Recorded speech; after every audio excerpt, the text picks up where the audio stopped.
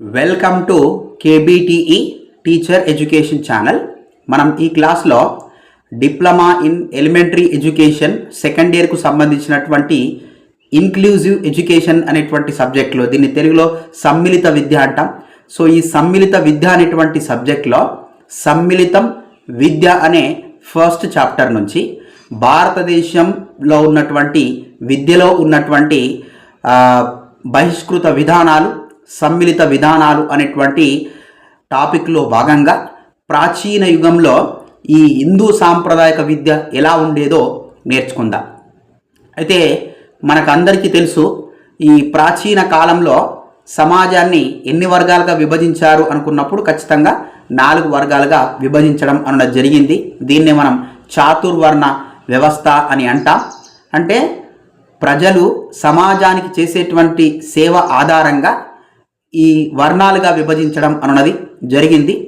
దాంట్లో ఈ చాతుర్వర్ణ వ్యవస్థలో మొదటి స్థానంలో ఉన్నది ఎవరు అంటే పురోహితులుగా, గురువులుగా చెలామణి అయినటువంటి బ్రాహ్మణులుగా పరిగణించడం అన్నది జరిగింది. అంటే ఈ బ్రాహ్మణులు పూజా కార్యక్రమాలలో పాల్గొంటూ ప్రజల సంక్షేమార్థం అనేక రకాలైనటువంటి పూజా కార్యక్రమాలను నిర్వహిస్తూ, అదేవిధంగా ఈ హిందూ సాంప్రదాయానికి సంబంధించినటువంటి అంశాల్ని ప్రజలకు తెలియజేయడం ద్వారా బ్రాహ్మణులు ఒక ఉన్నతమైనటువంటి స్థానంలో ఉండేటువంటి వారు. అంటే బ్రాహ్మణులు అంటే జ్ఞానం ఉన్నటువంటి వాళ్ళను మనం ఇక్కడ బ్రాహ్మణులు అనొచ్చు. అదేవిధంగా భుజబలంతోనూ, అదేవిధంగా వాళ్ళకు ఉన్నటువంటి చతురతతోనూ, నీతి నియమాలతో ఒక రాజ్యాన్ని పరిపాలిస్తూ ప్రజలను సంరక్షిస్తూ, ఒకవేళ ఏమైనా యుద్ధాలు వచ్చినప్పుడు ఆ యుద్ధాల నుంచి ప్రజలను కాపాడుతూ పరిపాలించేటువంటి వాళ్ళను మనం క్షత్రియులుగా పరిగణించేటువంటి వారు. వాళ్ళని మనం రాజులు అంటాం. అదేవిధంగా వ్యవసాయం చేసి పంటలు పండించడం, జీవితానికి అవసరమైనటువంటి వస్తువులను సేకరించి వివిధ ప్రాంతాలలో ఉన్నటువంటి ప్రజలకు సరఫరా చేయడం, బిజినెస్, దీన్ని వ్యాపారం అంటాం. సో ఇలాంటి పనులను నిర్వహించేటువంటి వారిని వైశ్యులుగా వ్యవహరించేవారు. అదేవిధంగా శారీరక శ్రమ ప్రధానంగా వివిధ వృత్తులను నిర్వహించేటువంటి వాళ్ళను శూద్రులుగా వ్యవహరించేవారు. అయితే ఇక్కడ విద్యా అవకాశాలకు సంబంధించి బ్రాహ్మణులకు, క్షత్రియులకు, వైశ్యులకు మాత్రమే విద్యకు సంబంధించినటువంటి అవకాశాలు అందుబాటులో ఉండేవి. ఇక్కడ ఈ బ్రాహ్మణులకు 8వ సంవత్సరంలోను, అదేవిధంగా క్షత్రియులకు 11వ సంవత్సరంలోను, వైశ్యులకు 12వ సంవత్సరంలోను అంటే ఉపనయన కర్మ జరిపేవారు. అంటే ఇక్కడ ఉపనయన కర్మ అంటే అక్షరాభ్యాసం అనుకోవచ్చు అన్నట్టు.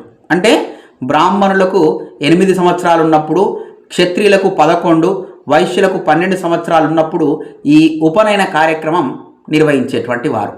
అంటే ఎప్పుడైతే పిల్లలు ఉపనయనం తీసుకుంటారో వారి వయస్సులో అంటే ఆ రోజు నుంచి వాళ్ళు బ్రహ్మచర్య ఆశ్రమంలోకి ప్రవేశిస్తారు. అంటే దీని అర్థం ఉపనయన కర్మ జరిగిన తర్వాత మాత్రమే బాలురు విద్యార్థి దశలోకి ప్రవేశించబడతారు. అంటే ఇక్కడ మరి ఉపనయనం అంటే ఏంటి? ఉపనయనం అంటే దగ్గరికి చేర్చడం, అనగా గురువు దగ్గరికి చేర్చడం. అయితే ఇక్కడ ఈ ఉపనయనాన్ని ఆ కాలంలో ఒక పండగలాగా జరుపుకునేటువంటి వారు. అంటే ఎప్పుడైతే విద్యార్థి గురువు దగ్గర ఉపనయనం తీసుకుంటాడో ఆ రోజు నుంచి ఉపాధ్యాయుడు ఆ విద్యార్థిని రక్షిస్తాడు. అంటే ఉపాధ్యాయుడి ఆధ్వర్యంలో అతను విద్యను పొందుతాడు, జ్ఞానాన్ని పొందుతాడు, మార్గదర్శకత్వాన్ని పొందుతాడు. అంటే అప్పుడున్నటువంటి బాలురు, ముఖ్యంగా బాలురు అంటే గురువు ఎలా ఉండేవాడంటే ఆ గురువు యొక్క కుటుంబంతో పాటు సహజీవనం చేస్తూ ఆ గురువు కుటుంబానికి సేవ చేస్తూ విద్యాభ్యాసాన్ని పొందేటువంటి వారు. అంటే ఎప్పుడైతే ఒక విద్యార్థి ఉపనయనం తీసుకుంటాడో ఆ ఉపనయనం తీసుకున్న తర్వాత ఎప్పుడైతే ఆ విద్యార్థి బ్రహ్మచర్య ఆశ్రమంలోకి ప్రవేశిస్తాడో అలా ప్రవేశించినప్పుడు అతను ఒక ప్రమాణం చేయాలి. ఏంటా ప్రమాణం అంటే, నేను ఈ రోజు నుంచి నిరాడంబరంగా జీవిస్తాను, అంటే ఎలాంటి ఆడంబరాలు లేకుండా జీవిస్తాను అని ప్రమాణం చేయాలి. ఆ ప్రమాణం చేసినప్పుడు అతను భిక్షాటన ద్వారా బ్రహ్మచారిగా ఉంటూ భిక్షాటన చేస్తూ తన ఆహారాన్ని తానే సంపాదించుకోవాలి. అదేవిధంగా అంటే ఇక్కడ గుర్తుపెట్టుకోవాలి, అతడు ఒక రాజు కుటుంబం నుంచి వచ్చినా కూడా, ఎంతో గొప్ప కుటుంబం నుంచి వచ్చినా కూడా ఎప్పుడైతే ఆ విద్యార్థిగా బ్రహ్మచర్య ఆశ్రమంలోకి ప్రవేశిస్తాడో, ఉపనయనం తీసుకుంటాడో, అతను ఖచ్చితంగా ఈ నియమాల్ని పాటించాల్సి ఉంటుంది. అంటే ఇక్కడ ఎప్పుడైతే ఈ బ్రహ్మచర్య ఆశ్రమంలోకి ప్రవేశించిన తర్వాత భిక్షాటన ద్వారా తన ఆహారాన్ని తానే సంపాదించుకుంటాడు కాబట్టి తన ఆహారాన్ని తానే సంపాదించుకోవడంలో ఖచ్చితంగా సమాజం యొక్క పాత్ర ఉంటుంది కాబట్టి సమాజం పట్ల కూడా ఇతను బాధ్యతను గుర్తెరిగి బ్రహ్మచర్య ఆశ్రమంలో గురువు నుంచి ఏ విద్యనైతే విద్యార్థి పొందాడో ఆ పొందినటువంటి జ్ఞానాన్ని, విద్యను తదనంతరం సమాజ శ్రేయస్సు కొరకు వినియోగించాల్సి ఉంటుంది. అయితే ఇక్కడ మనకు ప్రాచీన కాలంలో హిందూ సాంప్రదాయ విద్య అన్నది అంటే రెండు వర్గాలకు అందుబాటులో ఉండేది కాదు. ఒకటి శూద్రులకు, రెండవది బాలికలకు. అంటే హిందూ సాంప్రదాయం అన్నది శూద్రులకు, బాలికలకు విద్యను దూరం చేసింది. కానీ వేదకాలపు ప్రారంభ దశలో ఏవైతే మనకు 4 వేదకాలాలు ఉన్నాయో ఆ వేదకాలాలకు సంబంధించినటువంటి ప్రారంభ దశలో మాత్రం హిందూ సమాజం, హిందూ సంఘం అన్నది స్త్రీ విద్యను వ్యతిరేకించలేదు. అంటే అప్పుడు అంటే ఈ వేదకాలం ప్రారంభ దశలో హిందూ స్త్రీలకు ఉపనయన అర్హత ఉండేది.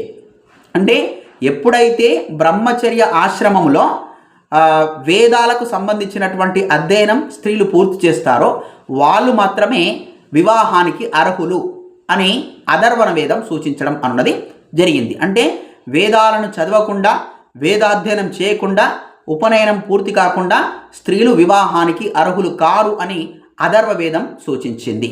అదేవిధంగా మనకు ఉపనిషత్తుల్లోనూ అదేవిధంగా పురాణ ఇతిహాసాలలోనూ వేద విద్య కోవిదులైనటువంటి స్త్రీల యొక్క అనేక ఉదాహరణలు మనకు కనబడతాయి.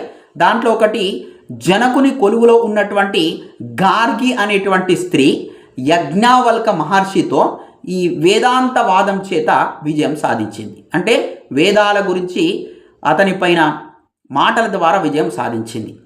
అదేవిధంగా మైత్రేయి కూడా ఈ గార్గితో సమకాలికురాలు. అదేవిధంగా ఇతిహాస యుగంలో ఉన్నటువంటి మనకున్నటువంటి ఇద్దరు, ఒకరు కౌసల్య, ఇంకొకళ్ళు ద్రౌపది. సో వీళ్ళిద్దరూ కూడా ఈ వేద విద్యను పూర్తి చేసినటువంటి వాళ్ళే, ఉపనయనం ద్వారా తమ యొక్క విద్యను పూర్తి చేసినటువంటి వాళ్ళే, వేద అధ్యయనం పూర్తి చేసినటువంటి వాళ్ళే.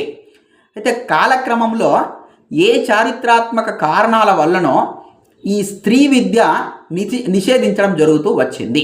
అంటే కడపటి వేద యుగంలో అంటే స్మృతి యుగం కానీ లేకపోతే మనుస్మృతి కానీ అంటే ఏం చెప్పింది అంటే స్త్రీలకు ఉపనయనం ఉండకూడదు, అంటే విద్యా అవకాశాలు కల్పించకూడదు. అందుకని వీళ్ళు బ్రహ్మచర్యాశ్రమానికి అదేవిధంగా విద్యా అవకాశానికి ఈ మనుస్మృతి కాలంలో వీళ్ళను విద్యకు దూరం చేయడం అన్నది జరిగింది. అయితే మనుస్మృతి ఏం చెప్తుందంటే ఎప్పుడైతే స్త్రీలు ఉంటారో ఆ స్త్రీలకు రజస్వలకు అంటే మెచ్యూరిటీకి పూర్వమే వివాహం జరగాలి అని శాసించడం అన్నది జరిగింది. సో ఈ కారణం చేత అప్పుడు బాల్య వివాహాలు చాలా జరిగేవి. సో ఎప్పుడైతే బాల్య వివాహాలు జరుగుతాయో ఖచ్చితంగా ఆ బాల్య వివాహాలు స్త్రీ విద్యకు ఒక పెద్ద అవరోధంగా, అడ్డంకిగా మారిపోవడం అన్నది జరిగింది. అందుచేతనే వీలైనప్పుడు అంటే ఎవరైతే స్త్రీ విద్యకు దూరంగా ఉన్నారో వాళ్ళు కొంతమంది మాత్రమే విద్యను పొందేవారు. ఎలా అంటే గృహం అందే తల్లిదండ్రుల నుంచి కానీ లేకపోతే సోదరుల నుంచి కానీ పెళ్ళైన తర్వాత ఒకవేళ భర్త మంచివాడు ఉంటే భర్త యొక్క సహకారంతో కానీ స్త్రీలు విద్యకు సంబంధించినటువంటి విజ్ఞానాలకు సంబంధించినటువంటి జ్ఞానాన్ని పొందేవారు. ఇది ప్రాచీన యుగంలో హిందూ సాంప్రదాయక విద్య ఉన్నటువంటి విధానం. Thank you.